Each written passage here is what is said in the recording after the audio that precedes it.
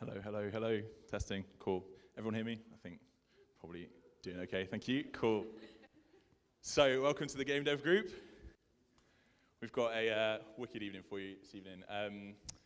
Yeah, sorry about the delay in getting up here. So we had some technical difficulties. We've managed to get away for like the last 9 months without actually having any technical difficulties, but we had them tonight. So we're starting about half an hour later than we should be. But yeah, we're here now. Thanks for joining us.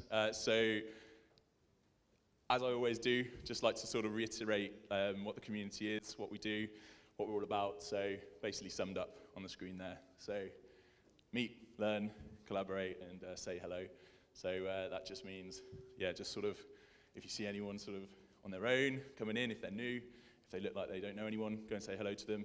If you are new, go and say hello to other people. Everyone's very friendly. It's yeah, very welcoming community. So, as always, I like to start by saying massive thank you to you all for being here, to our speakers, past and present. Obviously, it wouldn't exist without you. So, appreciate the effort that the speakers put in, and to you all for attending. Also, massive thanks to Mill Street. So, Mill Street are our partner. They're generous enough to let us use the space. It's an incredible space. We're very grateful to them. So, thank you to them. So, a couple of community updates. We've got some really exciting stuff going on at the moment. As I've mentioned about 30 times now, we've got game jams, we've got games nights, and finally some of that is all coming to fruition. So, what you can see there is we've set up a partnership with a skills provider who are called Creative Alliance. So, this is for the game jams.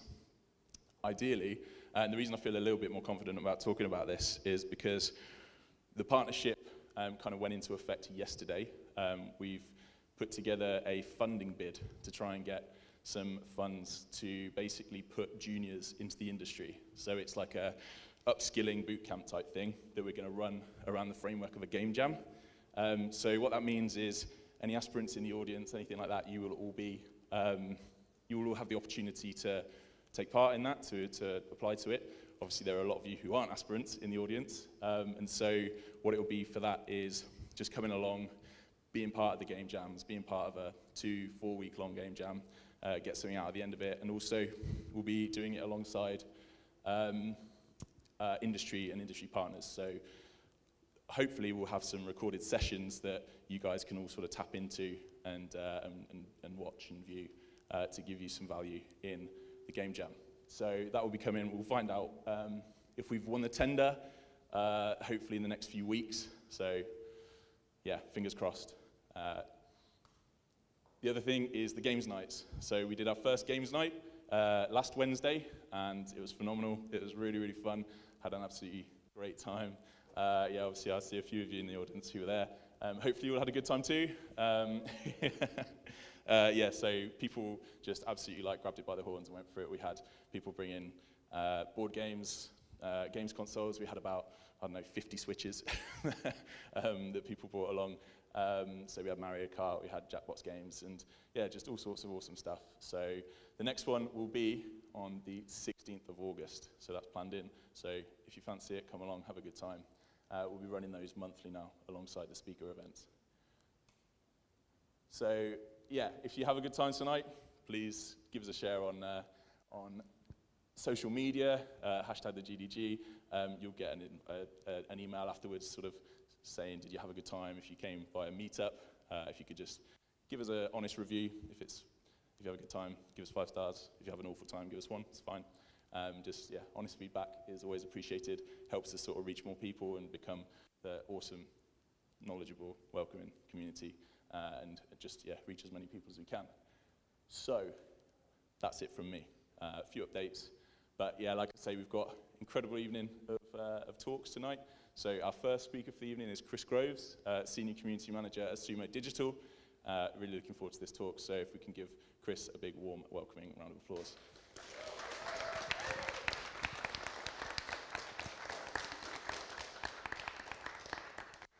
Before we get started, I do own more than one shirt.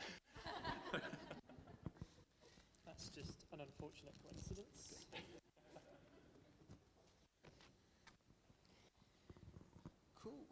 So is it just a clickety click? Cool. Right. I'm going to attempt to see the screen whilst I do stuff. Cool. Hey everybody, thank you for coming along. Trying to avoid the speaker. Yeah, thanks for coming along. Really nice to see you all. Welcome to my presentation, how a dev team's relationship with community managers can unlock your game's potential. Obviously, that's a very snappy title, but if you do need something even shorter, you can always use the abbreviation HADTRWCMCUYGP. Taylor's version. Quick bit about me then. Oh, it needs a couple of clicks, doesn't it? Okay, right. So the click's not completely consistent. That's okay, we'll power through. Okay, just a quick bit about me before we jump into stuff. Yeah, so I'm originally from Plymouth in Devon, which is lovely in the summer and pretty grim for the rest of the year. We have pasties down there. That's a pasty. That's pretty much our USP. That's kind of it when it comes to Plymouth. At school, I was big into my writing and performing arts, as you'll probably come to realize this evening, as I've written far too much and deliver jokes really badly. I've been in the industry for over 5 years, mostly in community management roles, but also with some product management, bit into that too. Those are some of the games that I worked on, so lots of racing, lots of cars, and some other bits and bobs too. As of right now, I'm working with Sumo Leamington. I've been there since January of 2023, working with some folks that are here tonight, part of our fantastic team. I'm there as senior community manager, building a community team and a strategy for our studio, whilst we work on, doesn't want to work. Okay. No.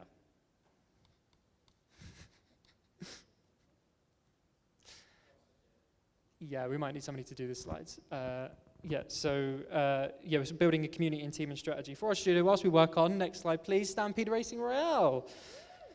Yeah, it's made by lots of awesome people, including many people who are here tonight. Our first Steam playtest is actually live right now, so if you head home tonight, or if you've got some time tomorrow, you should totally download it on Steam and give it a go. Yeah, you should definitely go and play that. Yeah, cool. So to kick things off, it's probably worth explaining. Some of you may already know what a community manager is, but it's probably worth explaining just in case you don't. Does anybody here watch Mythic Quest, that video that's playing with no sound? Yeah.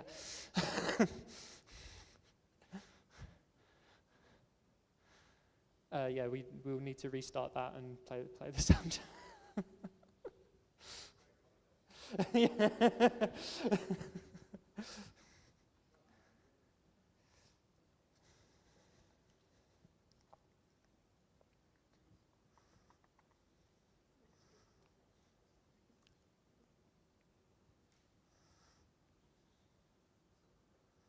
Just talk amongst yourselves for a second.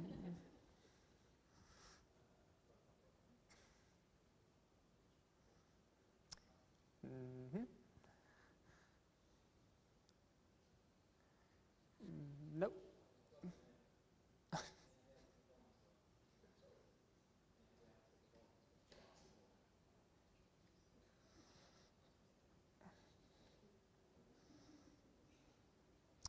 What's your name? Where are you from?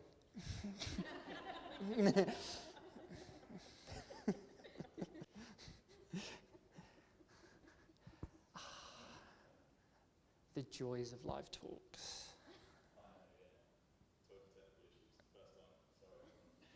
I'm just cursed.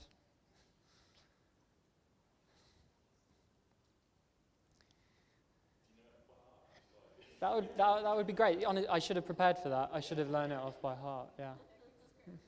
Yeah.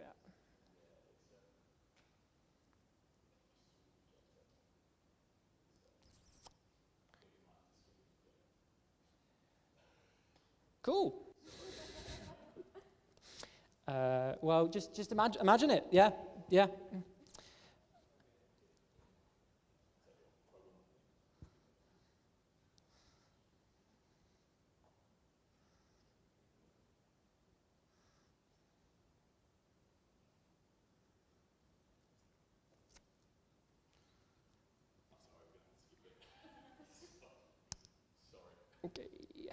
Next slide, cool. So as a community manager, so if I ever try to explain or like summarize the role of a community manager in one sentence, I say that the role is like the middle person between a game's community and a game's development team. So good community managers communicate back and forth between those two parties to provide the kind of content and information they need to keep a game moving forward. So whilst a community manager is actually what a community manager is actually responsible for can kind of differ from company to company. Different companies kind of have different descriptions for the role. Sometimes it'll actually be, like a dedicated social media manager role. So that person will look after a game's social channels. They'll create content. They'll find ways to expand a game's reach across social channels. If they're handling that, then a community manager then focuses on the more like kind of core player aspect. So gathering reports from players and all that kind of stuff. So reports and suggestions, and then discussing those with the development team, and then passing updates back to our players. Again, being that kind of middle person. More often than not, a community manager does both of those things. So they are the community manager, but they're also a social media manager too. So on top of all the things that I just mentioned, we'll write blog posts, create competitions, produce and host live streams, industry events, data analysis, PR and media stuff, create marketing beats. So like everybody here, that's kind of how the industry works. We wear lots of cool hats, like Shark in Toy Story. Howdy, howdy, howdy. A community manager's job is to emphasize the positives of our game as much as possible, come up with ways to encourage people to join our community, and then create ways to keep them there. That's probably a much more succinct way of describing it. It usually all comes back to touch points for our players. So that can be casual followers who find us on TikTok, to hardcore players on our Discord server and in Steam discussions. Community managers should aim to look after them all. We create spaces and content to keep them engaged, informed, and positive. Part of achieving that is actually weeding out folks who try to stop us doing this. So it's not always all about just finding as many people as possible. It's also trying to protect our community from people who are trying to make it worse. So sometimes we have to remove barriers, gatekeepers, and toxicity. As Woody says, we toys see everything. So play nice. Next slide, please. I'm not sure I trust the clicker now. So play nice, because if you don't play nice and you do things like harass and threaten members of staff, like this Destiny 2 player did, you might have to pay up to $500,000 to Bungie, which is a truly wonderful example of, next slide please, fuck around and find out.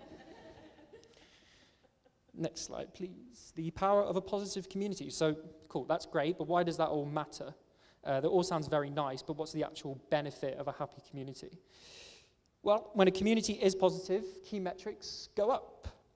More players will be willing to jump into our game if they like what we're doing. This is also true outside of the game. A positive community is much more likely to interact and share. A positive member of our community is much more likely to interact and share with what we do, which is very positive for us. That means greater awareness. That means more eyes on our game. It's a snowball effect, basically. Interest inspires engagement is a thing that I thought of when I was writing this down. And at the time, I was like, oh, that sounds great. That sounds brilliant. But the more I think about it, I realize it's just a very corporate way of just saying do cool stuff. But I kept it in anyway.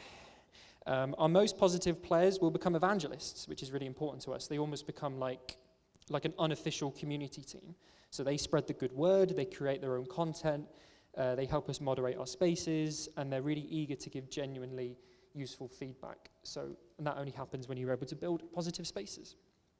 Steam reviews is a really interesting one, so I've just tried to pop up something here that I use quite often when I talk about community stuff. Naturally, like everybody here, like when we use Steam, whether we're developers or whether we're gamers, we tend to attribute a game's Steam review score to the game's quality. I think it's a very natural thing to do, and it's mostly true. A GDC talk this year showed that up to 10 to 15% of negative Steam reviews can actually come from players who are more annoyed by communication and activity towards them in places like Steam discussions than the actual quality of the game. So this metric, such as Steam reviews, which we all use to kind of very carefully judge a game's quality, can actually be really closely affected by something that's nothing to do with the game's quality. It's actually more about community management. Good communities make games more than the sum of their parts. A second screen experience, a communal experience. We find friends, we overcome challenges, we earn rewards, social status, bragging rights. For many of us here, I imagine, like the best gaming experiences we've had are not purely made by the game itself. Like, we've enjoyed the game and we've enjoyed what we've achieved in it, but we've done that through interacting with the community. So finding players to do a raid with, or getting some tips, or finding some really cool content on a Discord server or something like that. So that's what we aim to achieve as community managers. We try to create those kind of intertwined moments of enjoyment through both the game and the space around it. Cool. Next slide, please. Thank you. So how can we make players happy? The million-dollar question. A good thing to emphasize here is that the game always comes first. Game quality is the most significant factor of player happiness. Our colleague at Sumo, Damien, gave a talk recently that I was at that just kind of hit home that point, that you can come up with all the brilliant ideas in the world to support your game, so content and expansions and big marketing stunts and great community ideas, but if the core gameplay experience isn't really hitting the spot, you're going to find it very difficult to turn it around. That might sound obvious, but it can get lost sometimes when discussing community management. I've sometimes seen community managers almost, try and take credit for a game's success by looking at by showing some amazing stats that they've done on social media, and it's like they've done incredible work, but it's only really achievable when you've got an awesome game to work with. So that's my first piece of advice: make a great game. You can thank me for that one later. So to make players happy, though, it's generally good to understand what they want, right? So this can differ from project to project, community to community. It has for every single different project that I've worked on. But usually there are some common threads to pull on. Players want to know they're being listened to. Every game studio listens to its players, right? It's what we do. I always try and make this point to the communities that I work with, that it would literally be counterintuitive for us to not listen to you. But sometimes it doesn't always get through, which is, sometimes it's very understandable. It would be a terrible idea if we didn't listen to you. But sometimes, due to poor communication, players can feel like they're left out of the conversation. Also, lots of gamers, lots of people online love a good kind of narrative of us versus big evil brand. They'll use those poor comms to kind of suggest we don't care about the opinions of players and kind of perpetuate that narrative. So we just need to make sure that they feel like they're being listened to.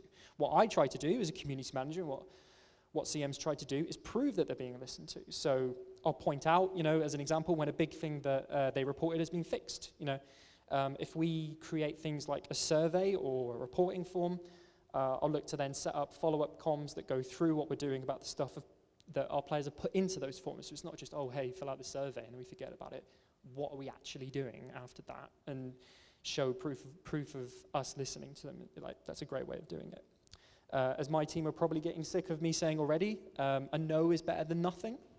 So even if we can't address something that a player wants us to, and we can't fix the thing, or we just aren't in a position where we can change something to the way that they want it, still telling them that this is the case shows that we listened.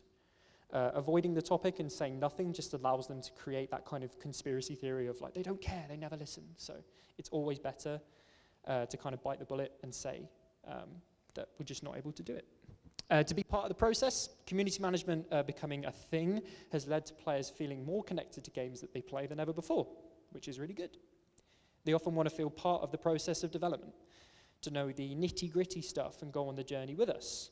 Within reason, and whilst protecting our team and our project, we try to kind of bring them on that journey with us. So this could be sharing some early concept art, or it could be explaining a decision that we've made, or community managers hanging out in Discord with players, just taking 30 minutes out of your day to just sit in Discord and ask how folks are doing and answer a few questions.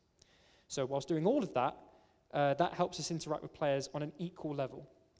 Misleading them or insulting their intelligence with empty words achieves absolutely nothing. Whilst there will be moments that we have to kind of step in and be Sheriff Woody, like delivering info or breaking up an argument or kicking somebody out of the tavern, our day-to-day chatter should always try to be informal and relatable and on their level. There is another video on the next slide, but it won't play, but I can remember it very well. Has anybody watched Ted Lasso, the Apple TV series? Cool. Some people haven't, it's great. The key thing is to humanize the process. We can play the video, even if there's no sound, it's actually quite helpful.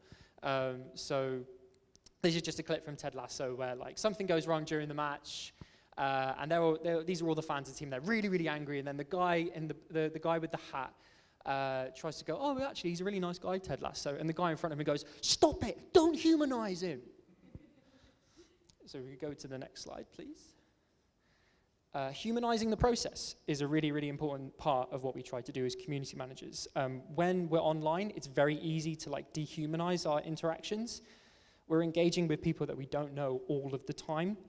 For some people, this lack of personal connection can make it a hell of a lot easier for them to be aggressive and toxic. When we can build that connection with players through all of the things that we mentioned before, and also shedding a light on the awesome people like yourselves who are making the games that they're enjoying through things like live streams or podcasts, communities become so much better. It helps players realize that all of us just want the game to be great. We're all on the same team. Next slide, please. Thank you.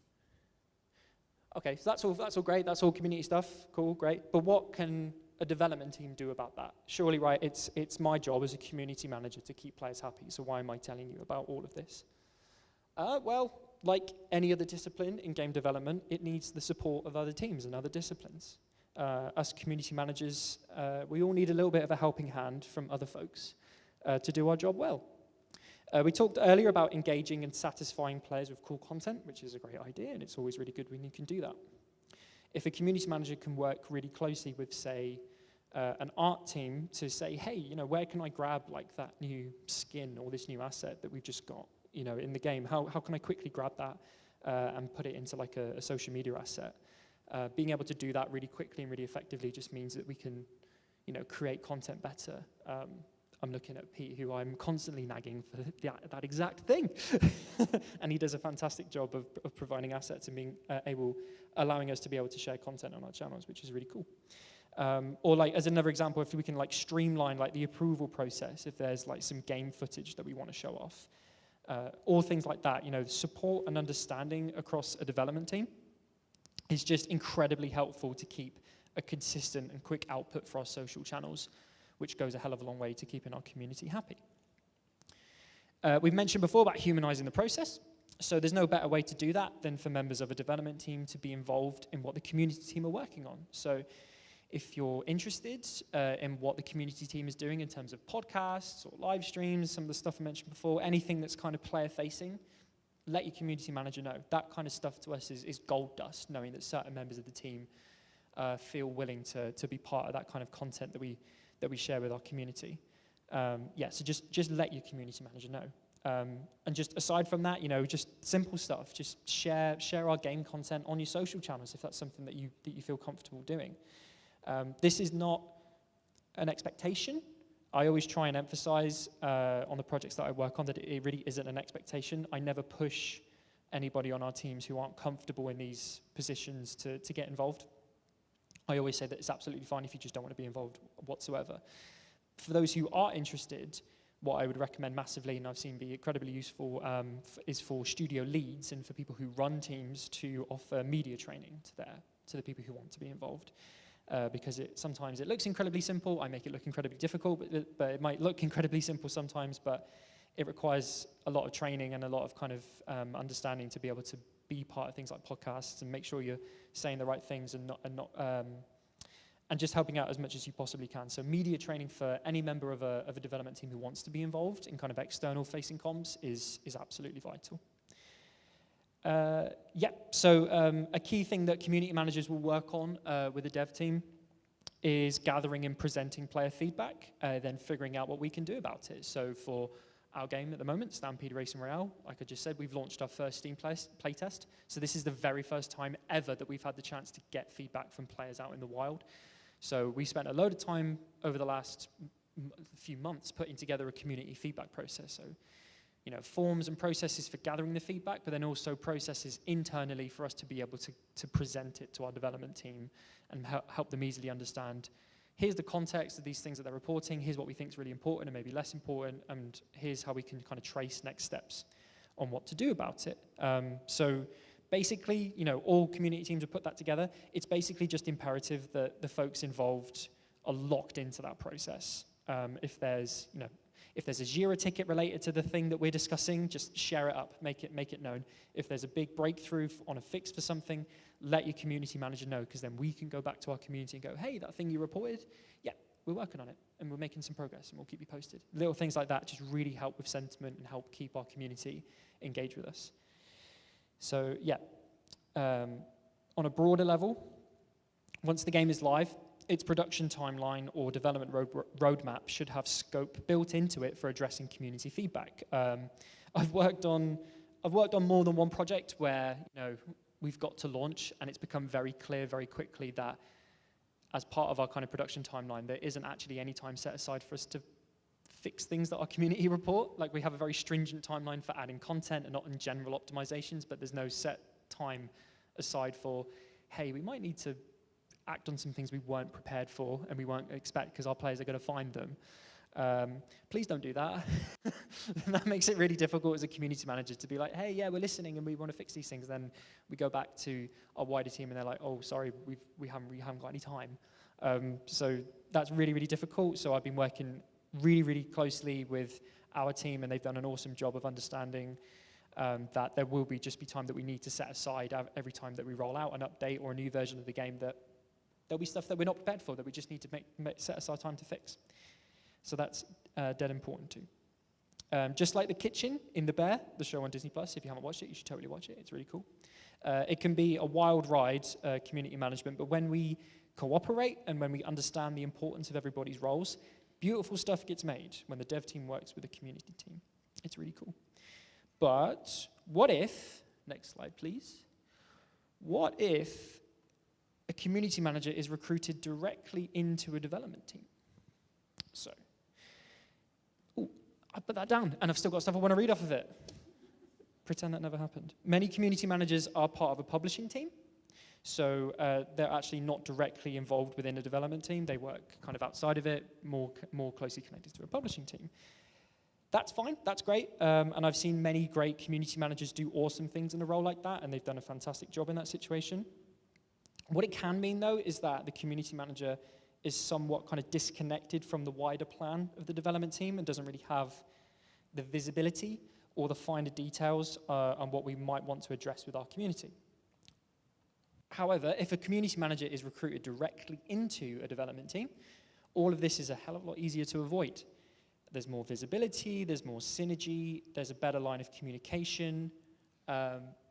Basically, it can make things a heck of a lot better. It's almost like a cheat code to making your players happy. Anybody recognize that cheat code? I see you nodding. Crash Bandicoots. Yeah, it's to unlock everything in Crash Bandicoot. My memory was terrible as a child in primary school. I couldn't remember anything. I'd miss deadlines all the time. But I knew that off by heart. I could bash that in seconds. I never forgot it. Burned into my brain. Next slide, please. So, some bonus perks of having a community manager on your dev team. I don't know if anybody kind of follows the kind of yearly perpetual discussions about who really is a game dev, right? All this stuff online about like, is community manager game dev? Is the cleaner the game dev? It's I find it quite reductive and like totally unnecessary. And there's not really any simple answer for it, apart from I would just say anybody that contributes to making a video game in any way possible is probably part of game dev, but it really doesn't matter. Basically, if you have a community manager on your team and they're part of a development team, they're not just there to ask for the stuff that I was talking about earlier and just kind of keep an eye on what you're doing. They're also there to contribute to development. Community managers, we have buckets of experience working with different kinds of players day in and day out, and we could bring ideas to the table and points of view to try and help with features and modes and long-term development plans. This is something that I've been really fortunate to be able to do in my role at Sumo Lamington with some folks here. Since joining the team, I've been made to feel as much of a part of the team as anybody else, which is an odd thing for me as someone who's often felt disconnected from the amazing work that a dev team do, because up to this point, as I mentioned earlier, I've always worked for a publishing team, so I've never had this level of visibility and connection to a project, and it's opened my eyes, and it's made my job so much easier. It's been terrific. Yeah, so I've been able to work with like some of the teams within our group on things like designing features or brainstorming content and the themes that go with it, tweaking existing tools to make them more social friendly or community focused. It's been an awesome experience, and we've managed to make things. I feel like I've managed to make a small impact, but a notable impact on the development of the game, which is an awesome thing, especially when working with the team that we have. It also gives me a better understanding of how the team operates and the process behind features and decisions. So that makes my community feedback process more informed, and it means I'm wasting less of your time asking for things that just aren't doable, because I have a much better understanding in my head when I come back to you, when I've got a load of reports and suggestions. I can go, oh, actually, I know they're working on that, or I know that's in the pipeline, or I know that actually because of the way that we're developing this game, we're not going to be able to do that.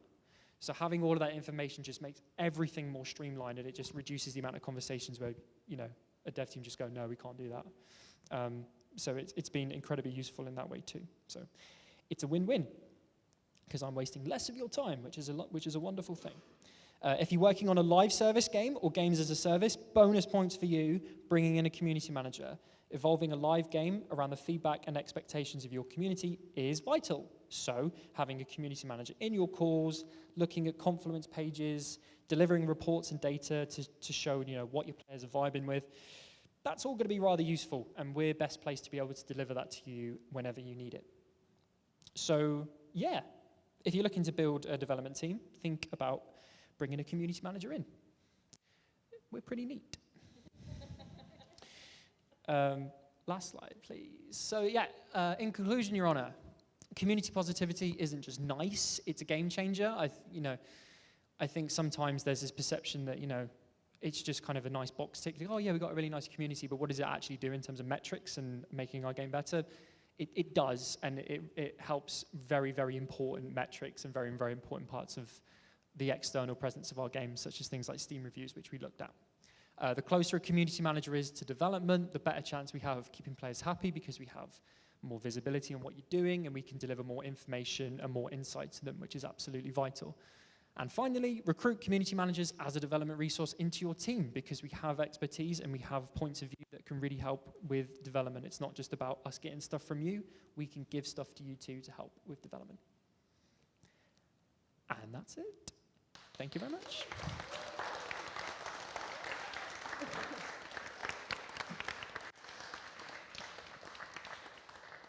Thank you for going through the slides. I appreciate that. No worries. Thanks for showing off your acting chops and doing the video. Yeah, sorry about that, everybody. Told you technical issues, but I think you smashed it. That was absolutely brilliant. Thank you so much. That was really, really interesting. So, do we have any questions from anyone? Anyone like to ask a question? Got one from Cosmin, and then Kirsty. Hello. Hello. I was wondering if you have any thoughts on Star Citizen, community management and all of that, because they go really hard on that. Sorry, what was the first bit before you said community management? Star Citizen. Star Citizen. Yeah. Oh yeah, they do. It's a fantastic job. I think what they really succeed at is making the community feel involved. I think I was talking a lot in that presentation about showing that we're acting upon things, which is really important, and the more kind of technical aspect of things, but they've created an environment which you really look to do in all communities where they feel like they're making a difference to how the game is presented and what kind of content goes out, and they're participating in that rather than just experiencing it, which is just, that's what you want to do, and that's we're cooking up some stuff on our side that we want to do stuff like that. So yeah, I'd say they're doing a cracking job. They're a great kind of basis to work off of if you're looking at good examples of community management, for sure. Cool, no worries. Hopefully this is, it is working, good. Remembered. Yeah, great talk. Thank you so much for doing that. I was probably just a bit of a nasty thing to ask, but I realise obviously community managements are probably the front line of us gamers. Again, is there anything that you've learned or, to kind of, I guess, protect yourself as, being the forefront sometimes for amazing games, but gamers are going to be gamers and hate things because they haven't touched grass in a while. Yes. I guess main point of the have you learned of anything to help kind of protect yourselves and all that? Yeah, it's a really important thing, and like I mentioned that I've been doing this for just over 5 years. I'd say it took me the best part of 2 to 2.5 to even come close to wrapping my head around that.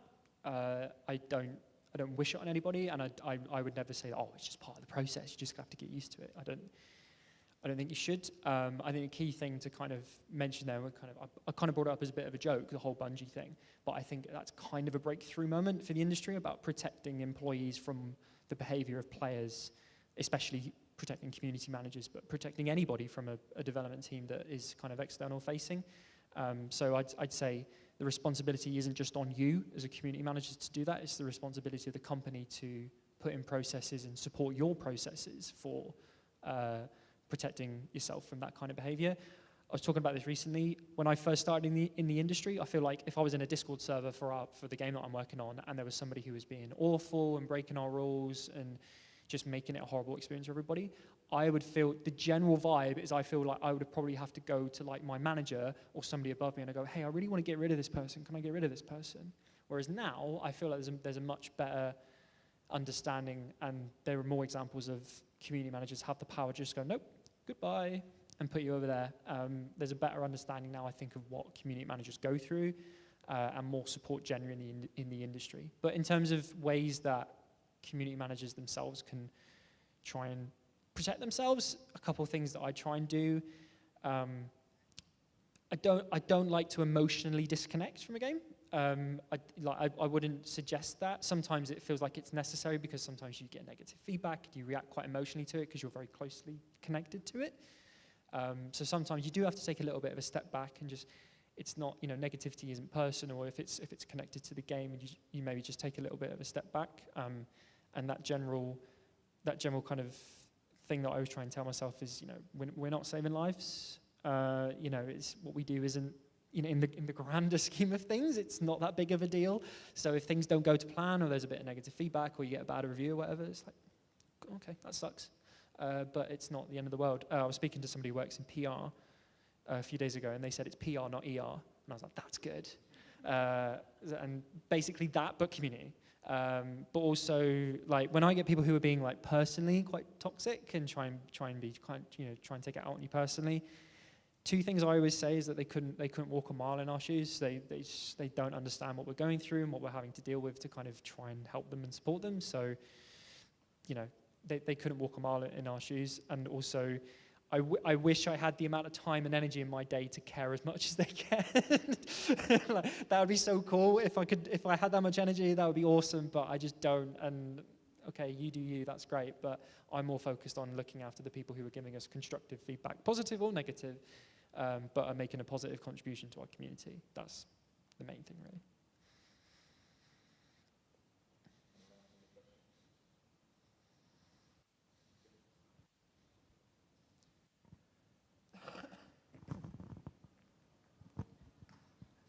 Hi, thank you for the presentation. It was great. Do you continue to do this community management all throughout the game's life cycle, or is there any good timing for this project life cycle during the game development? Yeah, it's a really good question. So obviously, once a game is live, community management is a part of that from start to, if there's a finish. Sometimes there's never a finish. So once a game's live, you're part of that process. You're live, your community is a huge part of that.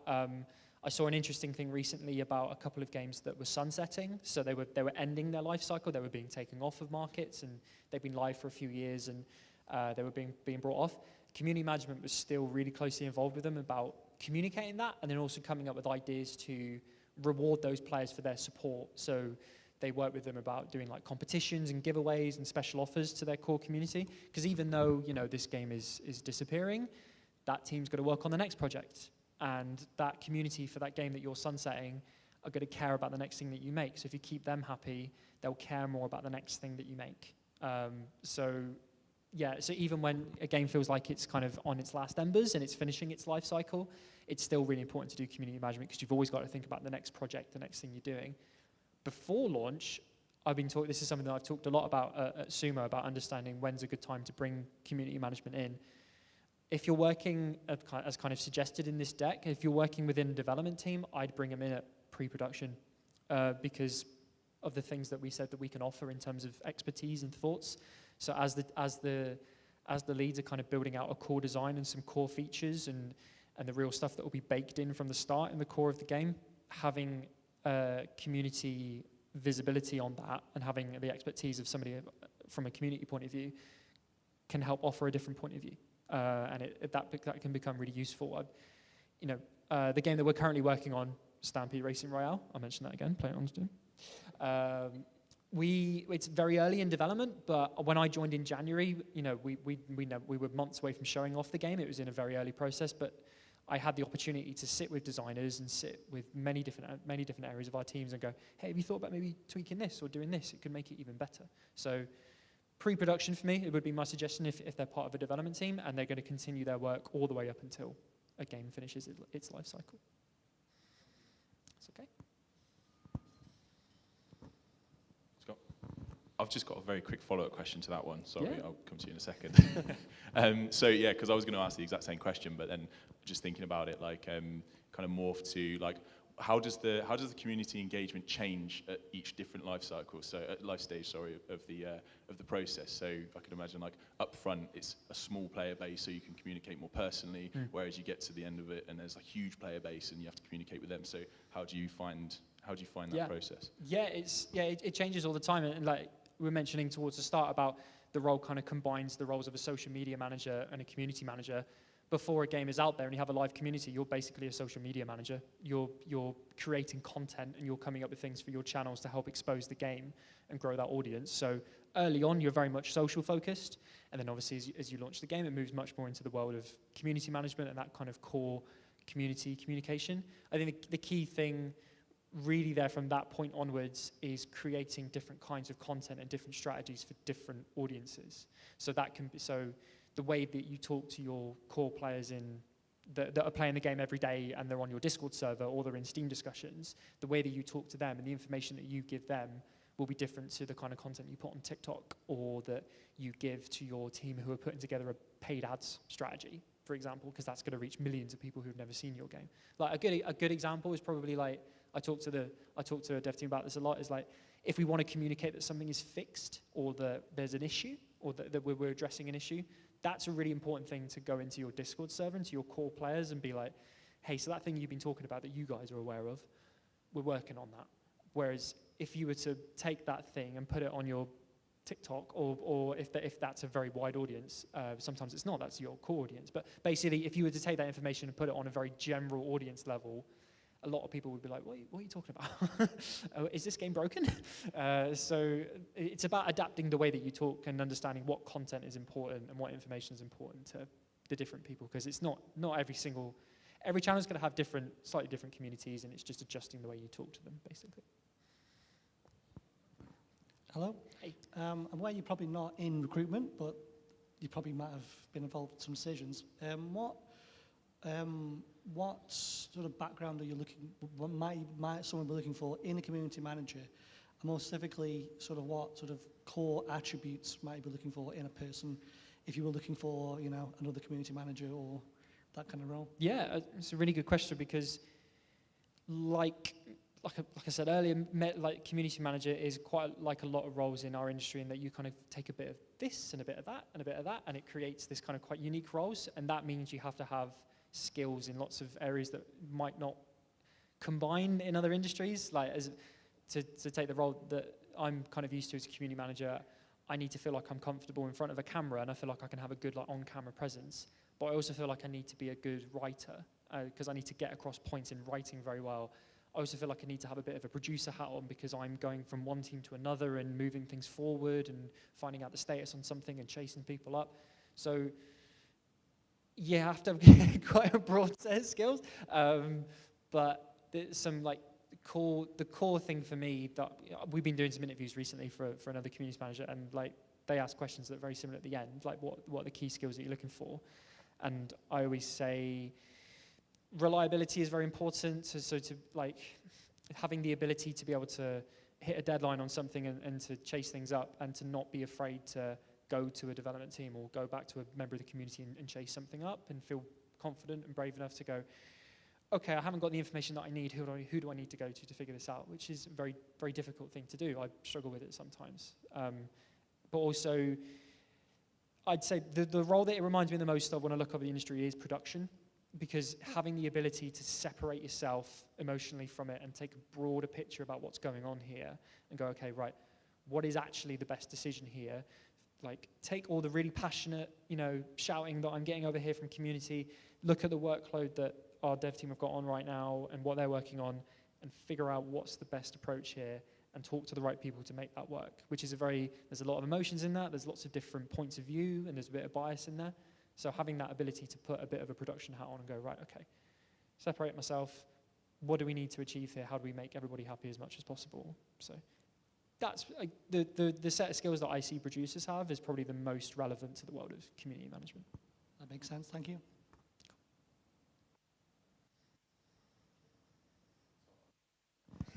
Silenced you. Yeah.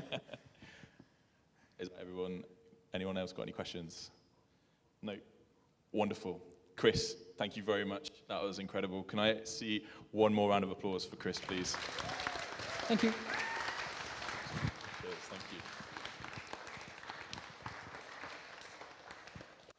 So we've got about 5 minutes for a quick interval if you just want to go use the facilities, grab another drink, whatever you want to do for 5 minutes. And then we'll be back up here for Jan's talk then. Cheers.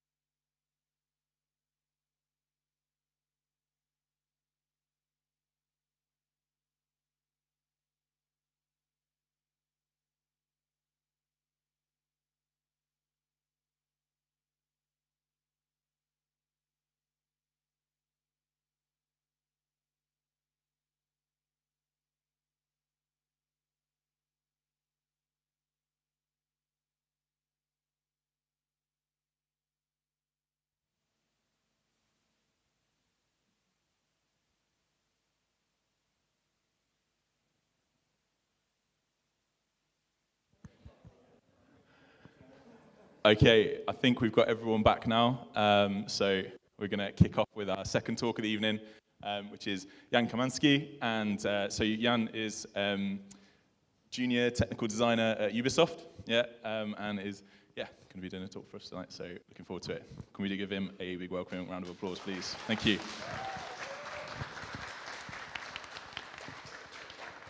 Right. Hello, thank you. Welcome once more. I hope you're having a wonderful evening. Again, Jan Kamansky, DJ spelled like a Y. And today I'll be delivering this talk titled, Buy Our Game, It Has Gays in It, How Modern Games Fail and Succeed at Creating True Positive Gay Representation. So, in the recent years, particularly in the last decade or two, we've seen an emergence of many games featuring gay and queer representation, many of them marketing themselves as championing equality and conveying the queer experience. There have been many cases where that appears only surface level, when we look at them at a more deeper level, we can see some false assumptions that are based on some pitfalls in the design of the representation that perverts that message, even making it harmful in some cases.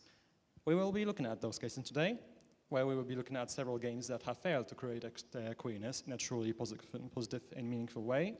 And we'll also contrast them with other games that avoided these flaws, creating much more truthful and positive representation in the process. We will also preface this with a general explanation of how queerness functions, representation functions, and what makes it positive. And also this talk is going to be based on an expanded version of my final university dissertation. Whenever you see italics, that's an excerpt. So, to analyze this topic, we'll be looking at several games. From the negative examples, we'll look at Dragon Age Inquisition, Animal Crossing New Horizons, coming down the top. And for the positive, we'll look at If Found, Dream Daddy, and Hades. Just to make sure that we're all using the same definitions, there will be several key terms I'll be using. When I use the term gay, it will explicitly mean homosexual men. It has other meanings. For example, some other queer identities use this term. For example, lesbians and non-binary people also use this sometimes. But for clarity and consistency, I use this specifically. I'll be using the term queer both as a noun and as a verb. As a noun, it means people who fall under the LGBTQ+ umbrella, i.e. queer people. And as a verb, that is queering, it'll mean the interpretation of texts from a queer perspective. I'll also be using the term heteronormativity several times today. It means the social assumption that heterosexuality is normal, preferred, and privileged, as opposed to anything outside of it. It also assumes the gender binary, that is, only men and women are the norm. A useful shorthand for it is the assumption that everyone is straight until proven otherwise. Oh no, not again. Yeah, of course, it's the Alt button on the side. I should just use the scroll. Cool. Right, sorry about that. So just to establish some additional context, there are some assumptions that I'm basing my interpretations on. First of them being that I'm considering the portrayal of authentic queer people as the main criteria of what makes for good representation.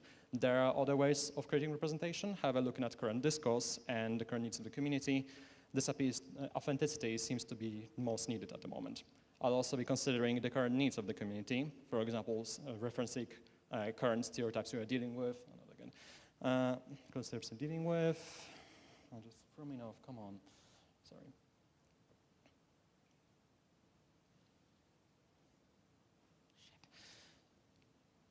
Stereotypes we're dealing with, and other issues. So if at any point you wonder why am I not referencing things that happened several decades ago, that's why I'm focusing more on the contemporary today.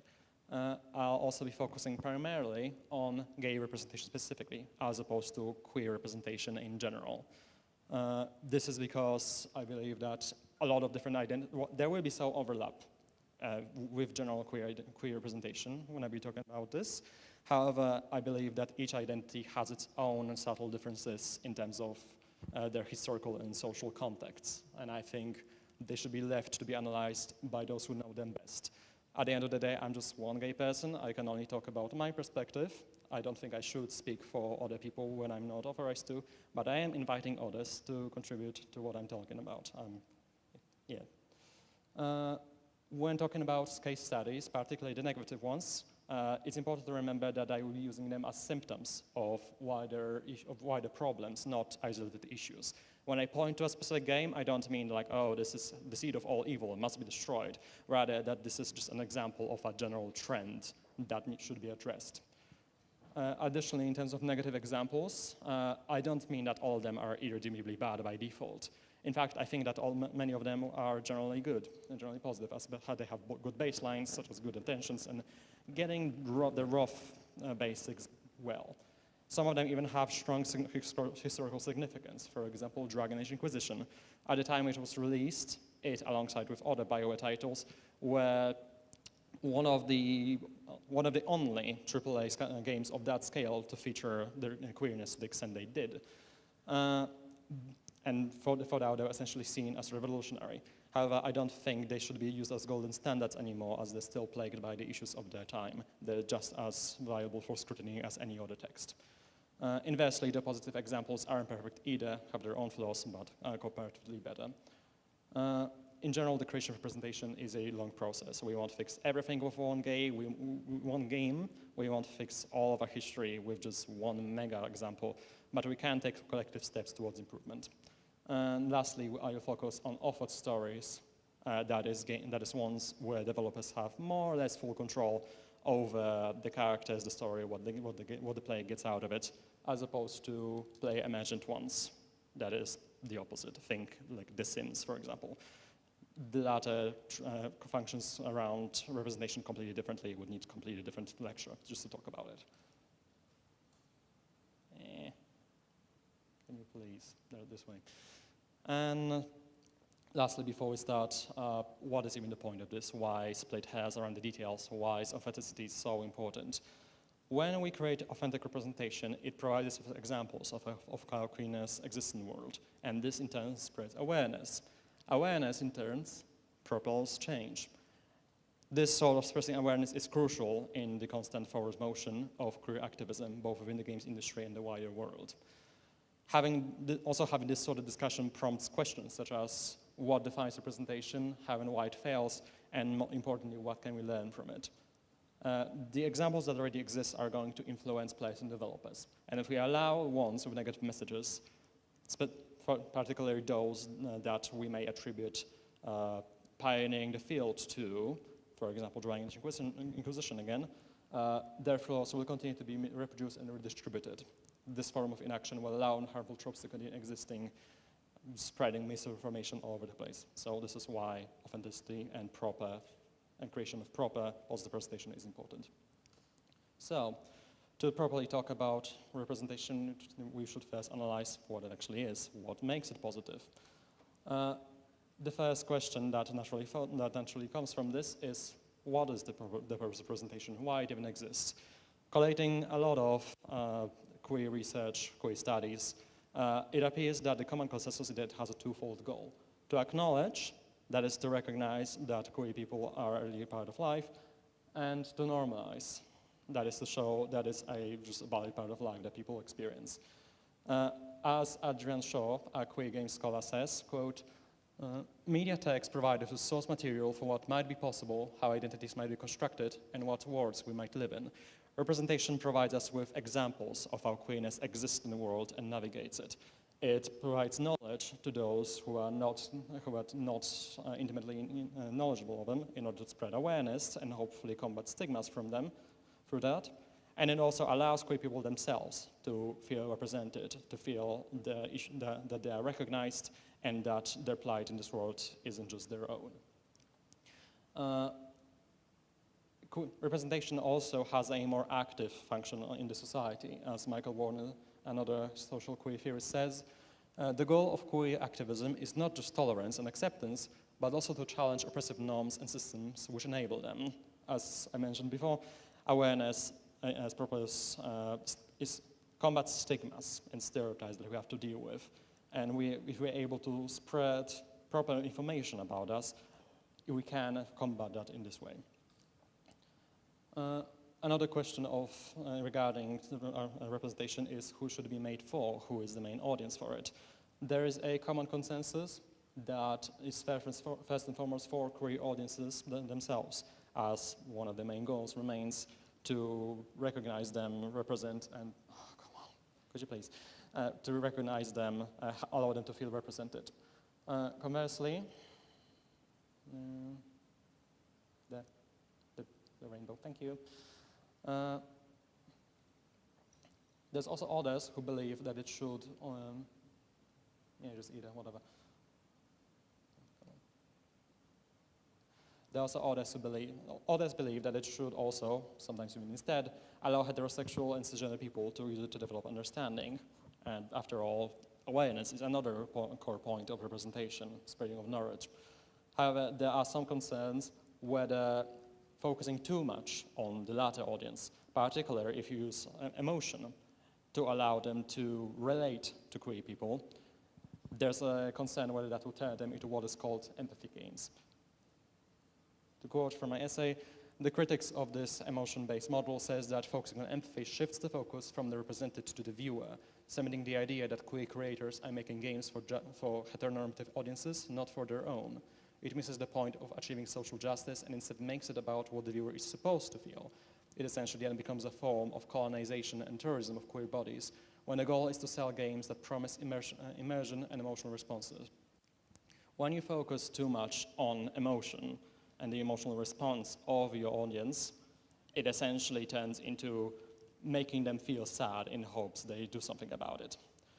Alongside that not being the best practice, looking at general history, it also risks sidelining the other goals of representation, making people feel represented, combating the status quo, etc.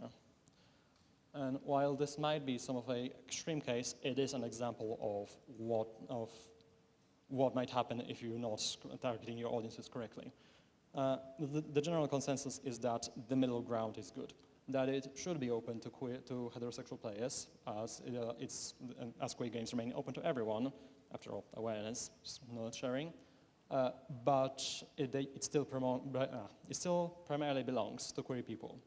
Through that, scholars and developers call for non-queer people, players and developers alike, to recognize that their experiences will never be exactly the same.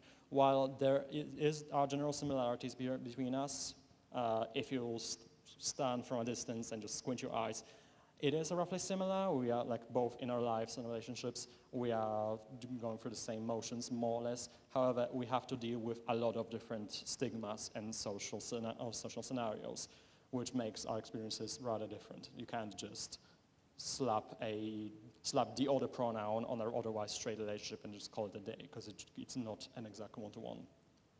As such, both as a developer and a player, you can't just put on the shoes of a queer person, as they say, to become gay for a day while playing a game at your leisure. The game offers you a queer lens which can help you recognize and respect real queer lives if you choose to take it beyond the game world. And an issue arises if you start treating it as essentially a source of drama entertainment. But if you do recognize that this is meant to represent real people, then that this can equip you with knowledge of how to navigate queerness in the life of yourself and others. And one of the reasons why queer people themselves are the main audience of queer representation is that it provides safe spaces for them. To quote from my essay again, one of the goals of both queerness and games is to create space for imagining alternative ways of being through play. By their very nature, games allow for the existence of spaces where queer people can experience and understand themselves. Queer games provide us with artifacts, such as characters, stories, scenarios, that allow them to both, that serve as a mirror to queer people. We can look at them and analyze and experience our own queerness through that. That's particularly important if one can't really do that in real life due to various phobias and homophobias. It can also provide us with alternative worlds in which we can live out our queerness without fear of interference, harm, etc. The former case of us being unable to experience ourselves does not apply just to the immediately visible elements of queerness. We can also look at it for a more meta level, where those elements serve to create a mental headspace in which we can safely explore our own queerness. Even when you create seemingly uncomfortable and unsafe moments, for example, portraying a homophobic world, you can still be provided with spaces for self-reflection and self-exploration. What the important distinction being here is that players should not be punished for having such thoughts, but rather encouraged to explore those aspects of themselves. Safe spaces, creation of safe spaces does not apply just to the content of games, but the medium itself. However, as Rubeck, another queer game scholar, says, queer game makers should lay claim to the medium itself by creating games for those it traditionally ostracized and rejected. Historically, there has been a lot of examples of how queer games have not been welcoming how games in general have not been welcoming to minorities. A key example being Gamergate. This was a harassment campaign from around 2014 to 15, which targeted feminism and progressivism in games. It exposed a lot of issues that, as a community, we are dealing with. Some examples being the fact that women and minorities, not just back then, but even till today, face backlash both in communities and the industry. Also, there's the fact that the industry was founded and is still mostly led by white, cis, straight, cisgender men. And that it historically caters to this audience. The games cater to this audience. So, if you want to create spaces for queerness to actually exist and properly thrive in, we must carve them out through representation and other means.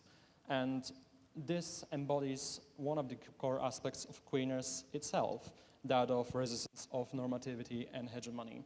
Queerness, at its heart, can be defined as the desire to live life otherwise, by questioning and living outside of normative boundaries. It challenges and destabilizes dominant assumptions of how games are made, played, and understood, and reimagines them in a wider, more liberatory realm of possibilities. To translate it more directly to games, queerness has the power to destabilize and re-envision the very fundamentals of games. That it does that through resisting their status quo by challenging norms and undermining dominant structures of power, such as traditional imaginings of how games are and should be, their traditional communities, alongside with the problematic values.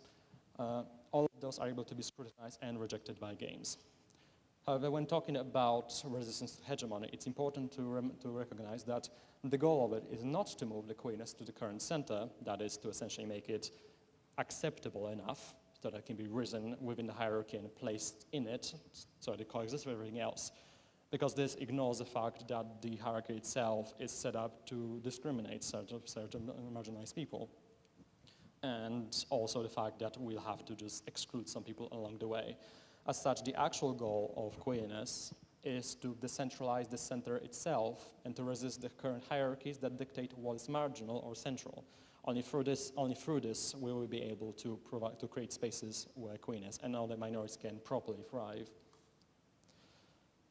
When creating a representation, one question might arise, how much gay should I put in it? Is it fine if I just put 3, 7 gay characters in it?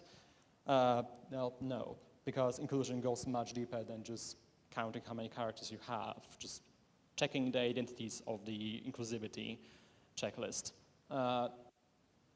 Representation reaches into the invisible elements of games, such as mechanics, aesthetics, developmental practices. All of those have the power to give voice to or take it away or silence queerness. As such, it's important to analyze how each aspect of a game can be queered. If you rely on basic representation or basic inclusion, that is just throw in 3 gays and call it a day, this can come off as an attempt to target a demographic of an actual game, risking ignoring and replacing the complexity of really queer experiences, also risking oversimplifying them with promises of happiness and social change. One of the ways in which such representation can be simplified is through what I call the optionality of representation. Some games have taken an approach that allow the player to ignore or avoid queerness, be that accidentally or intentionally, essentially to allow them to not engage with it if it would mean them not playing a game in the first place.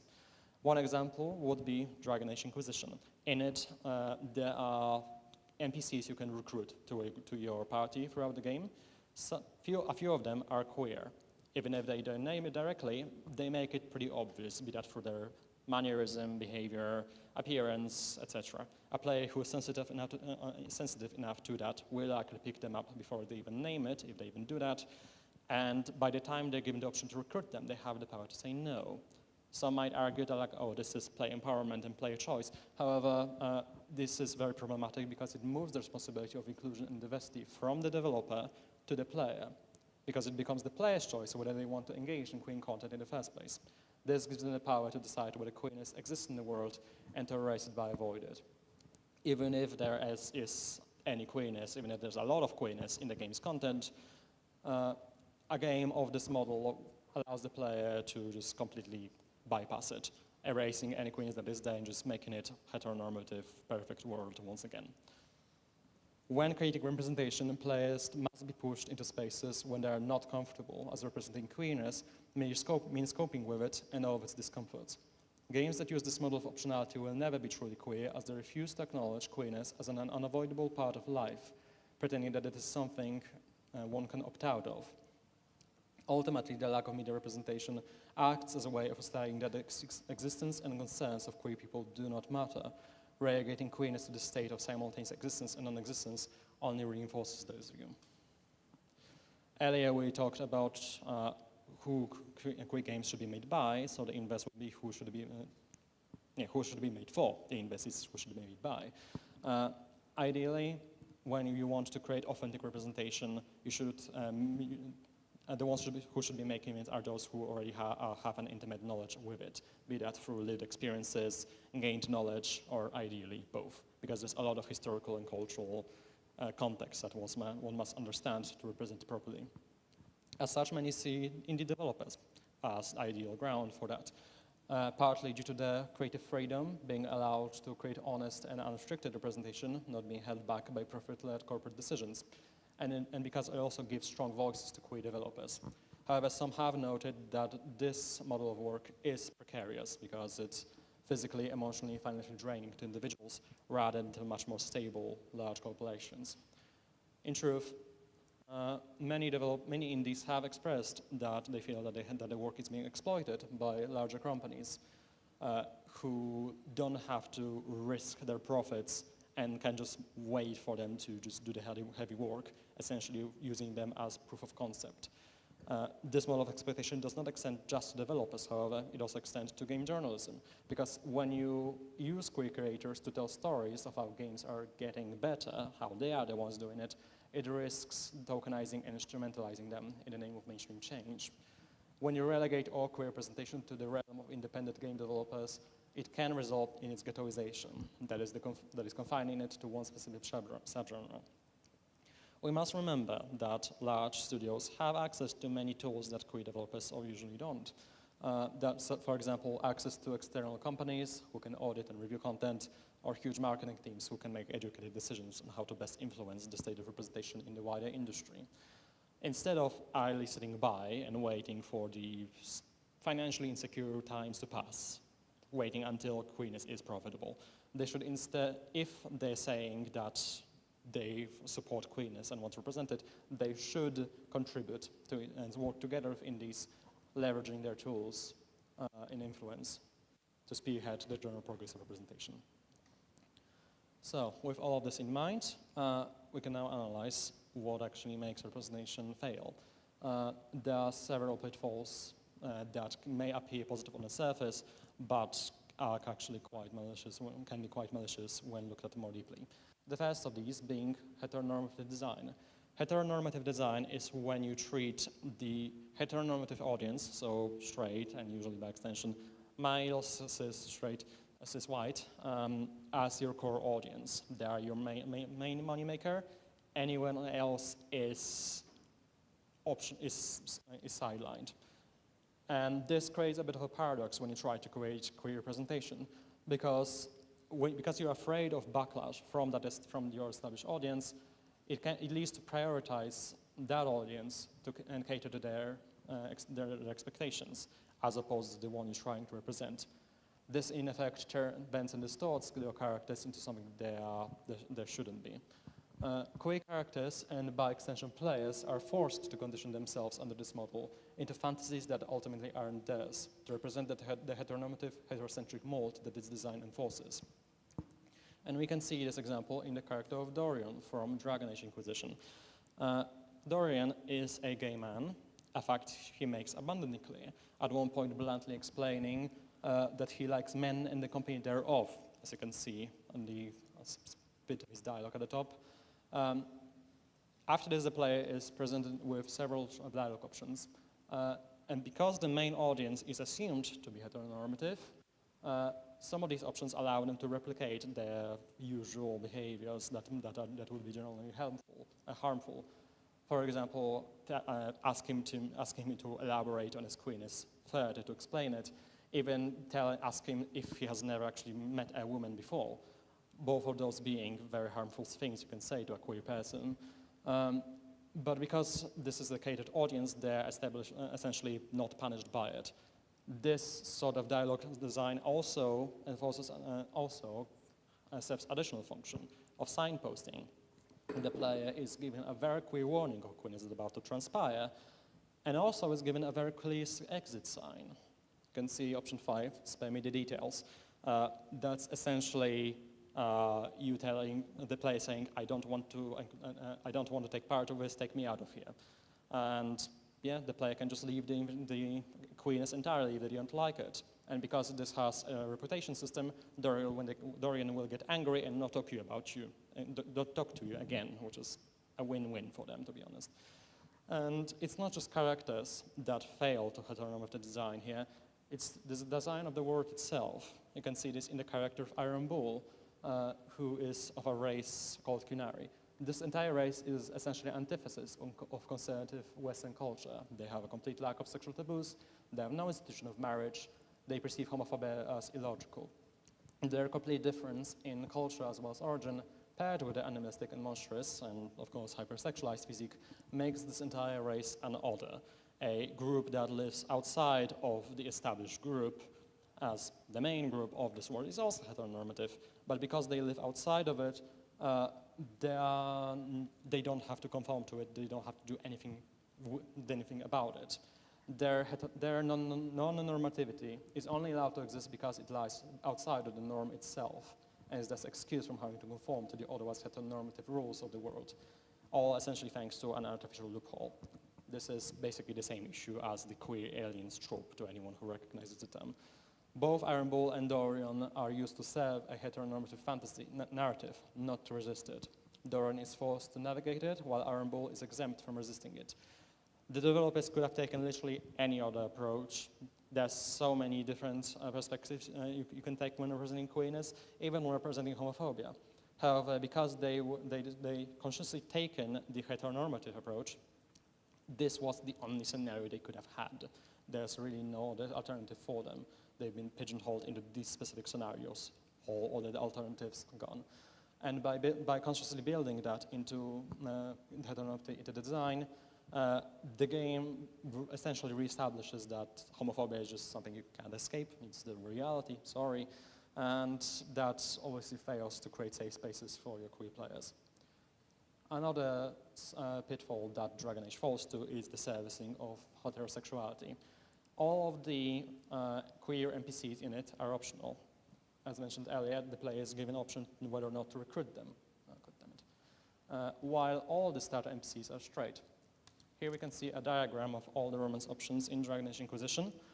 Here I have highlighted, here I've highlighted all the starter characters, essentially the ones they're the ones that you're given at the start of the game and have to stick with them for almost the entire game.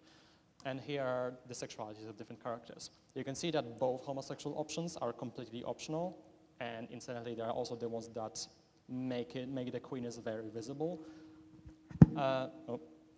You can say there's one exception, bisexual Josephine. However, even she can be made completely ignorable and straight presenting, because the only way in which she presents her bisexuality is if two things are true. One, the player is a female, and two, they date her.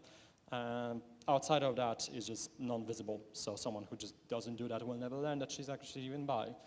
And just from the And from the section of which characters are mandatory and which are optional alone, you can see one of the groups is clearly preferred and catered to. Another game that falls to servicing of heterosexuality is Coming Out on Top. Coming Out on Top is a gay dating / sex simulator in a visual novel format. And its developer has admitted herself in an interview that she made the game specifically out of her sexual attraction to gay men having sex. This is very much visible in the entire dressing of the game. You can see that all the characters are hyper-masculine bodies and behaviors. All of them are essentially the same person, minus the face. There's one slightly darker person, maybe two. And yeah, they also often rely on stereotypes and harmful tropes that serve specifically to uplift this heterosexual fantasy. And over-reliance on stereotypes is another pitfall that you can fall to when trying to create representation.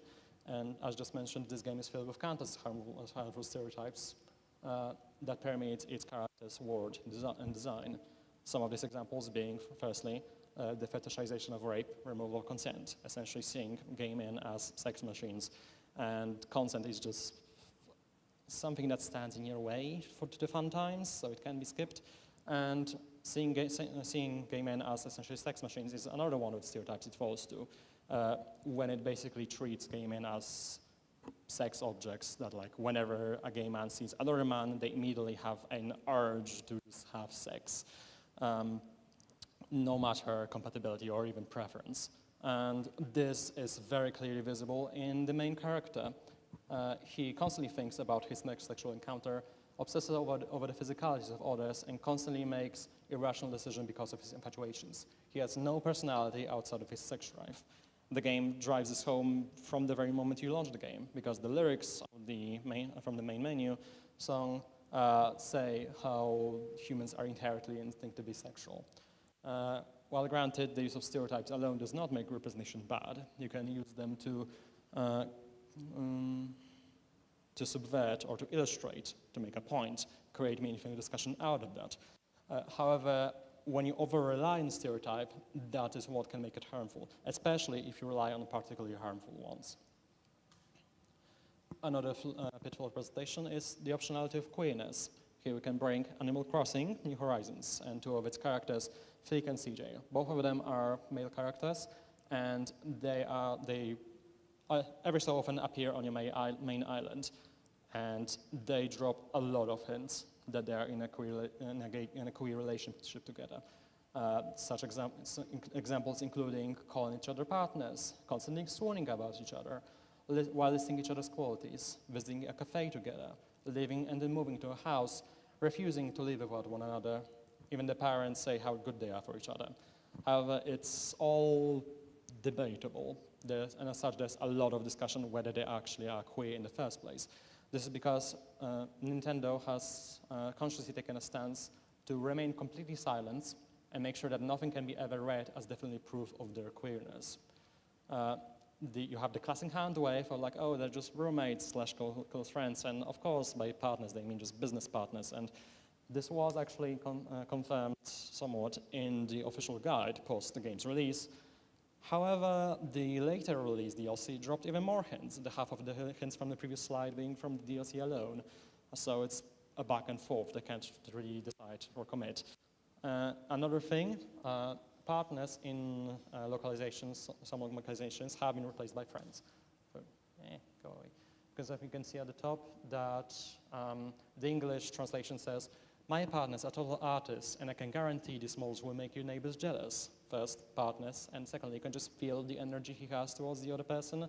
However, when you translate the Japanese version, it says, "I'll ask a friend who works as an artist to make it. I can guarantee the quality of these moles. The energy is gone, or replaced by friends."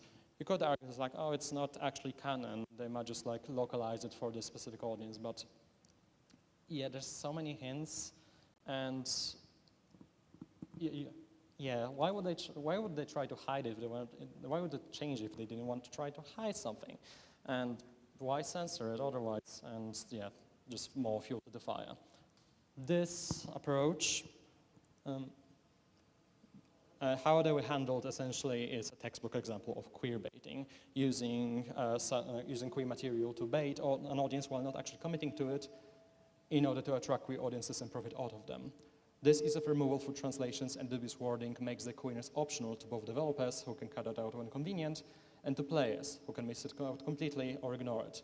Furthermore, this constant teasing and denial of representation are actively harmful to players who want to recognize it. By reinforcing the hegemonic view that queerness must not be named or acknowledged, their minds can become an echo chamber of unfulfilled hopes with no proof of validation, which can lead to doubts over one's validity and self-worth. Being stuck in this gray area between presence and absence of representation can be just as damaging as the undeniable presence but poor execution. When you constantly tease people with this almost representation, where it's designed to make specific people feel like there is representation, but then turn around and wave a finger in their hands like, no, we can't actually talk about it. That's thought policing. I hope I don't have to explain how damaging that can be. One more pitfall representation is mishandling of contexts. When you create fantasy worlds, we should recognize that homophobia is often completely arbitrary in it. It can be made free of any social and cultural influences of real-world history, as such as no obligation to enforce heteronormativity and homophobia.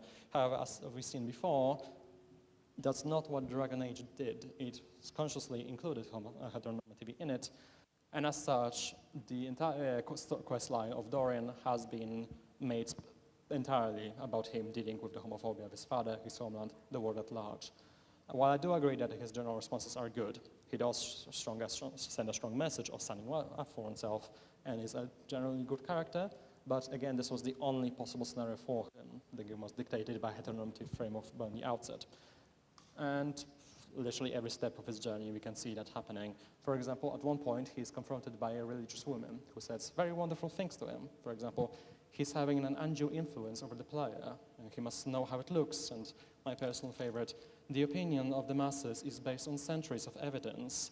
Ergo, it must be just divinely true and just based in generational advice and not just one lie that just got out of control over the generations. No, what you're talking about. This is, again, textbook examples of homophobic speech. She does try to play it off as concerns over him being a foreigner at the top, but so bonus points for racism, I suppose. But it can be a coincidence that this entire religion is strongly modeled by the Catholic Church, one of the main real-world perpetrators of homophobia.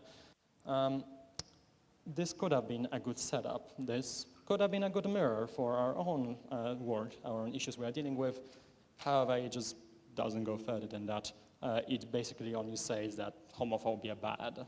It remains ultimately shallow, and as such, there's no much reason for such instances of homophobia beyond the fact that the heteronormative design has enforced it. Instead of analyzing its nuances, BioWare has decided to capitalize on them instead by having Dorian encounter and scold both this religion and his father for their respectively public and personal homophobia. He's given a podium upon which he can stand to use his suffering to preach social justice. And it's not just characters that are given this sort of podium, it's even the player themselves. And we can come back to Iron Bull for that. And through that also exhibit how in some other cases the game has failed to properly understand the social context of queer experiences in history. At one point during his romance quest line, he and the player are in a bedroom together. Iron Bull is naked on the bed, and suddenly out of the blue, half of the main cast just barges into the room. It's played off as very funny, and to be honest, it kind of is. But at that point, the player is forced to step forward and has a binary choice. Either announce to everyone that he and Bull are in a romantic relationship together, or say that this is just a fling, but this ends the relationship outright. And when an issue comes in is that these scenes and dialogues are exactly the same, regardless of the player's gender. Here, BioWare, like many others, is trying to equate the experiences of gay and straight people to appear as treating everyone equally, but those are very far from the same. As I've said in the previous chapter, you can't just swap the pronouns and just treat it like it's exactly the same. For example, while for a straight person it would be simply embarrassing to be caught in the act, a gay person would likely be terrified of such a scenario when they are forcibly outed in an environment whose reactions they cannot anticipate. Historically, such an occurrence was very likely to be catastrophic, results often ranging from social exclusion to physical harm or even death. To make matters even worse, the gay player is then forced to step on a podium and pronounce his love and by extension his sexuality, something many would not find comfortable under such circumstances. He might want to play it safe by giving the excuse of a fling, which would be an understandable defense method in such scenarios, especially since we already established this as a homophobic heteronormative world, but the game denies him even that by making him sacrifice a relationship for it. The game does the worst thing of forcibly outing the player while paying no mind to what it actually implies, only to then force them to preach that love is love. As safe spaces are taken away, play becomes another tool, one of the game's tools, used to fulfill its shallow agenda of appeals to social justice. So, these were the negative examples, but as I've mentioned at the start, we should not just discard them, saying like, oh, that's no, that didn't happen. We should learn from them and take the lessons and apply them. And in here, we will analyze how we can undo what happened there and actually learn and improve. When you want to create truly positive and authentic representation, in my opinion, the first and the most important thing you should do is treat your characters normally and naturally. When creating queer characters, you should allow them to first and foremost be characters. They should not be bent or distorted to comply with heteronormativity, but be allowed to be human.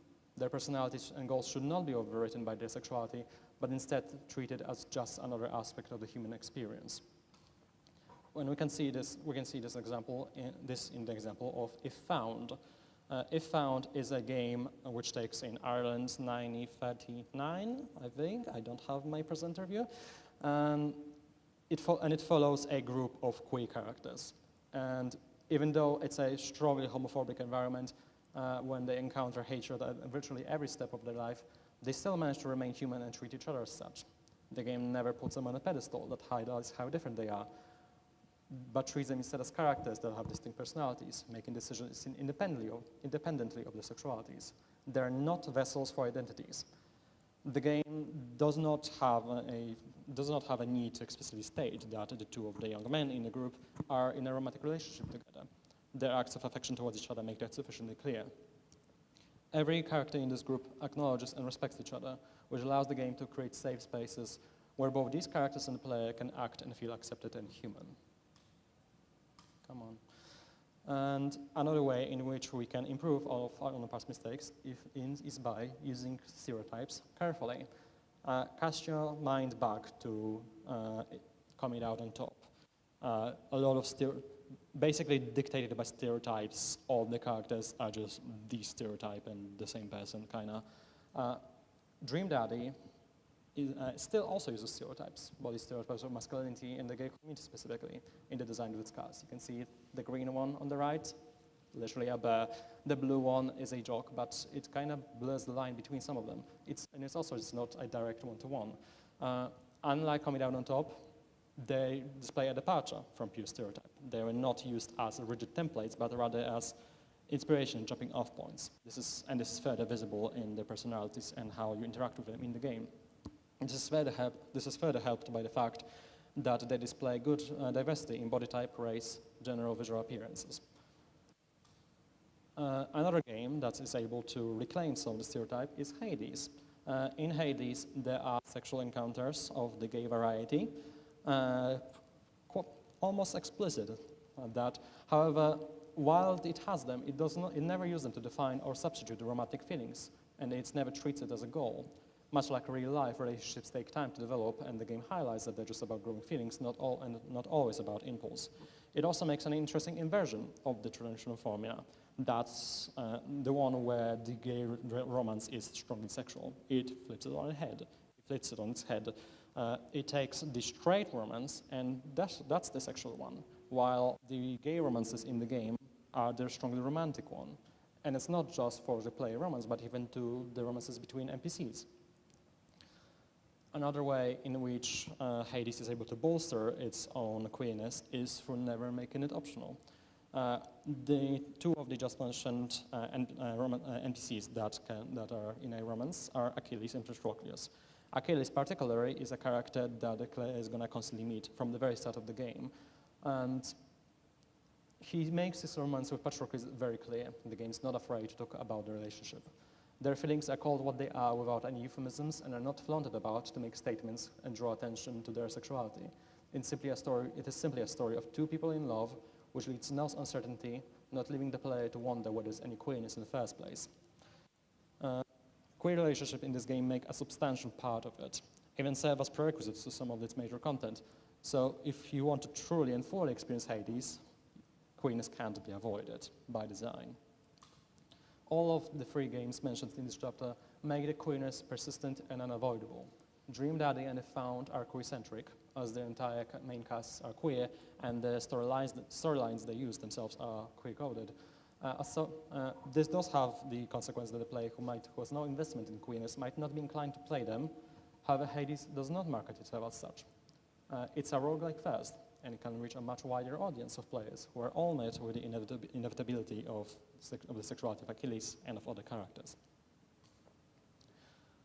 All these games also exhibit a resistance to hegemony, and if found, queer lives themselves are a resistance against the system. These very characters' existence defy the hateful world they inhabit and continue to push on despite it. Dream Daddy, on the other hand, completely flips the norm, as it has created a world where queerness has entered it and became irrelevant in the eyes of inhabitants. The characters in this game are free to navigate the world without really any homophobia in their way. Free of real-world restraints, the queer people, and by extension players, can lead their lives as they please.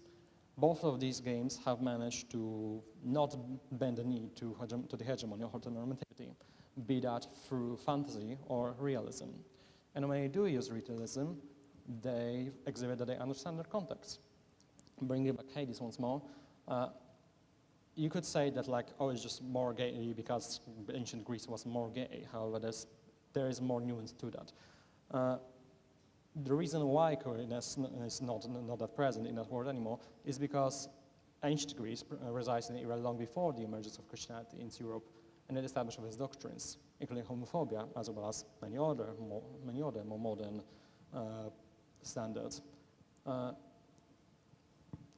But by the time Christianity came in, it became dominant and cultural defining. It rewrote the culture, essentially. It is not to say that Christianity invented homophobia. It did exist beforehand, but its spread across Europe did hegemonize its previously diverse culture.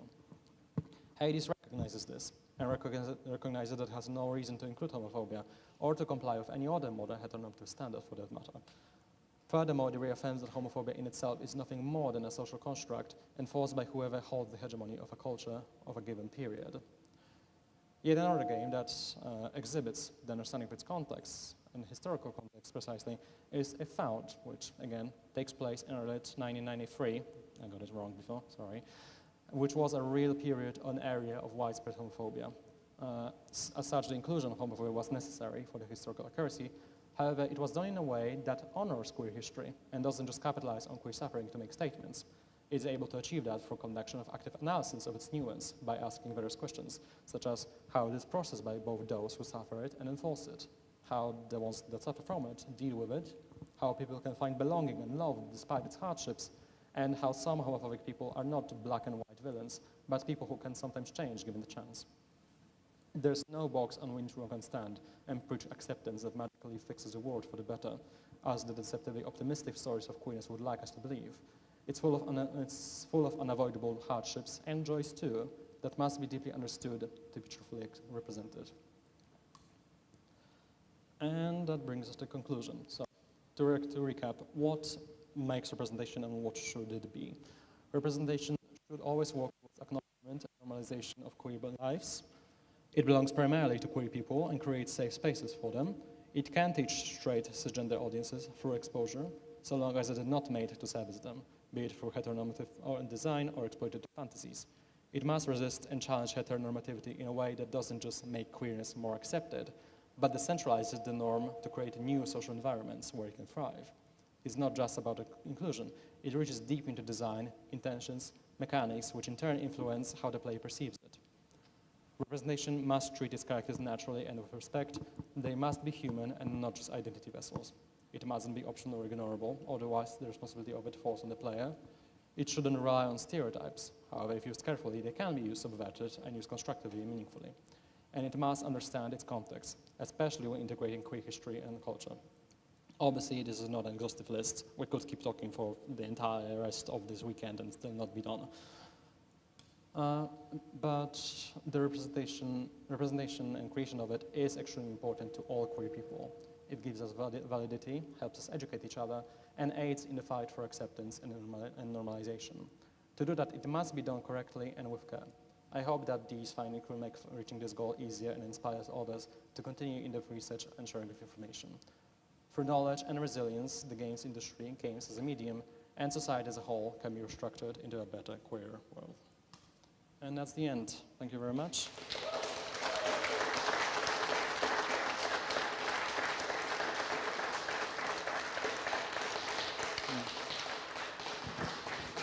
You can see my socials and websites on the side. Feel free to visit them, or drop me a follow. If you send me a LinkedIn, just write a message so I would know it's from here. Something like, I don't know, long live the GDG, praise be upon Nathaniel. And yeah, thank you again. Always remember, be gay, do crime. Thank you. Brilliant. Thank you, Jan. And we've got time for some questions. So does anyone have any? Oh yeah? Okay, cool. Be up in a sec.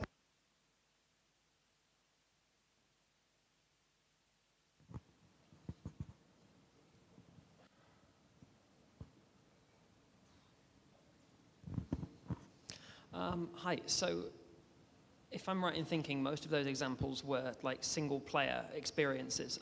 Do you think, like how do you think games could do queer representation in kind of the MMO or multiplayer space, which are still kind of like scripted quests? They're not player, necessarily like player generated, as you mentioned. But yeah, because obviously MMOs have lots of people in them of different backgrounds, both players and characters. Have you seen any examples of good representation, or how do you think it could be done?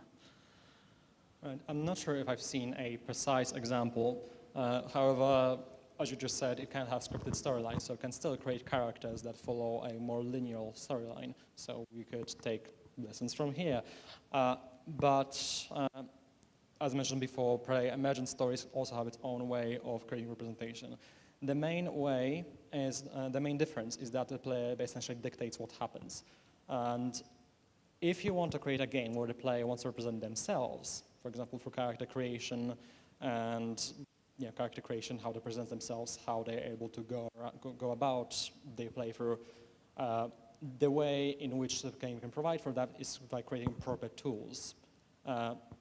Because it's player-led, in this case, it can't be really enforced to the player to do it. But a good way to do it is to properly create good tools that they can use to express themselves. Anyone else?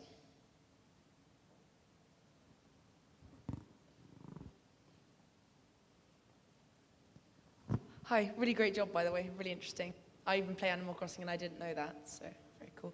I was just wondering, because you were saying there was lots of other games that have really good gay representation, is there any other ones that you could quickly mention, other than the ones you've already said, that do a good job of representing queer identity? Whenever people ask me give me a game recommendation, I just can't. Play If Found, it's really good. I heard good things about Tell Me Why. It's a story that follows a trans person. And yeah, just these games are good. I can't bring things off the top of my head.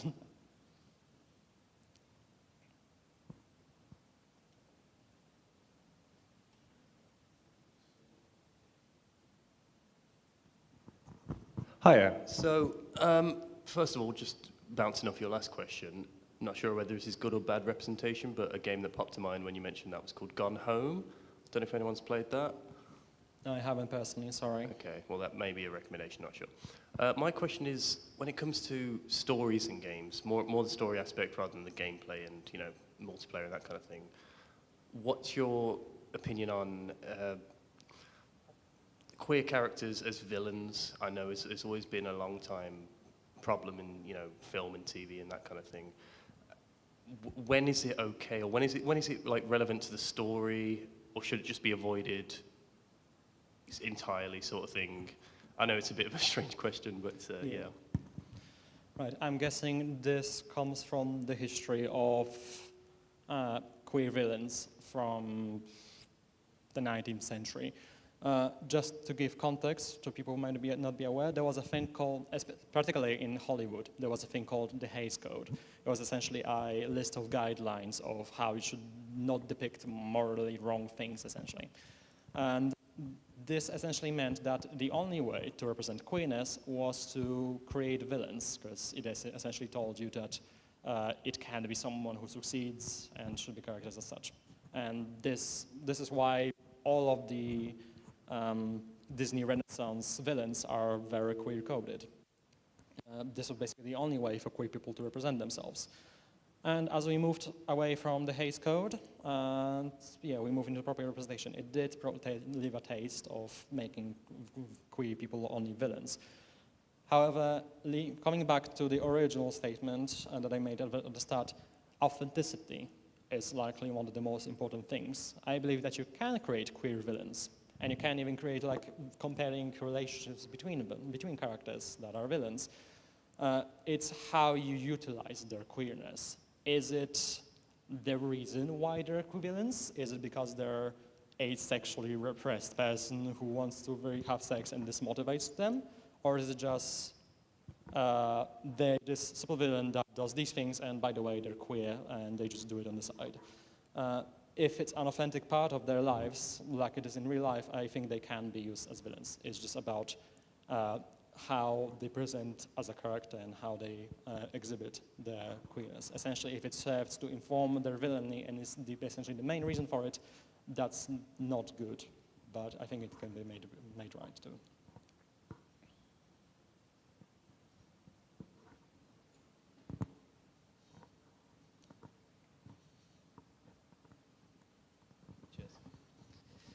Hiya. So going back to what Georgia was saying earlier about other games interpreting how queerness is going into video games and the connection of everything.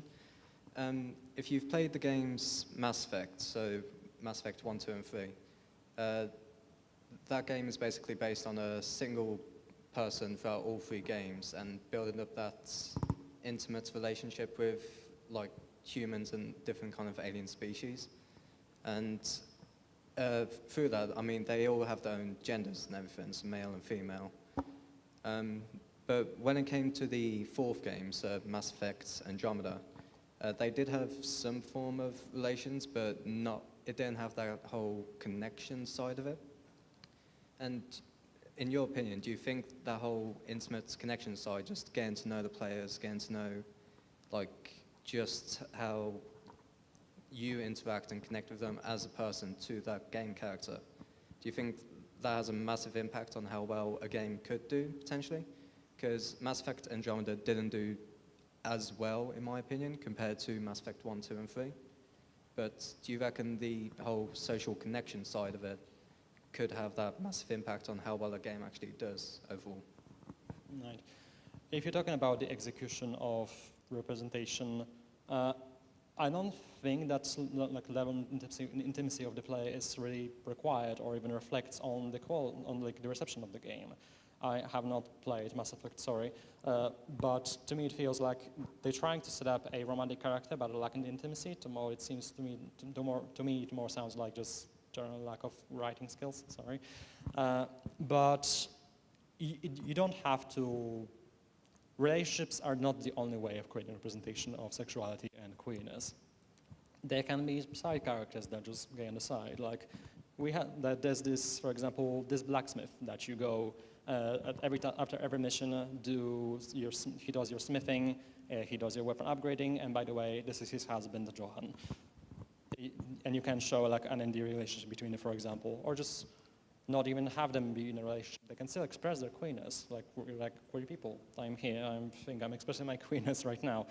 And yeah, intimacy is not the only way, or even the relationship is not the only way of just representing queerness, I think.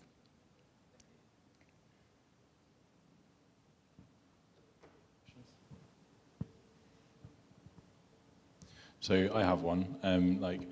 if you have a dev team who perhaps isn't so diverse, but they're working on a game, how would they include diversity within that project? Would it be in the same way that you just mentioned, in terms of like just touching on it and not trying to make too much of a point of it, but how would they need to make that team more diverse? Obviously, that's probably the end goal.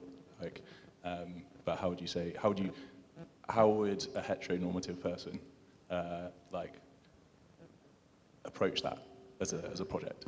Yeah, I think the easiest way to get more diverse people on board, really, as mentioned in one of the slides in the first chapter.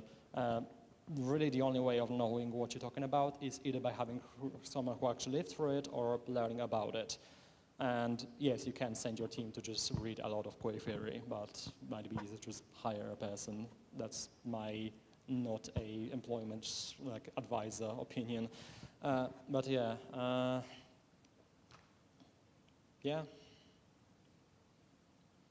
Perfect. Cool. Any more questions at all? No? Well, that was phenomenal. Thank you very much, Jan. And thank you.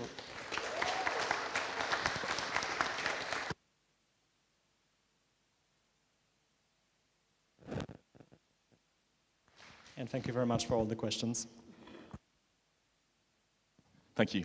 Cheers, Jan. So that's, the end of tonight's event. So we are likely heading over to the terrace. That's where we've sort of found some seats recently, so we'll try over there. So if anyone wants to come for a drink, we're going to head over there. Otherwise, the bar is closed here, unfortunately. Sorry. But yeah, we will have our next event on the 16th of August, which is the Games Night. And then beyond that, we've got another event, Coding Roundtable on, I have to send it out. I can't remember the exact date, but it's at the end of August. But yeah, thanks to our speakers once again. Can I have a round of applause for everyone? Once again, thank you very much. Cheers.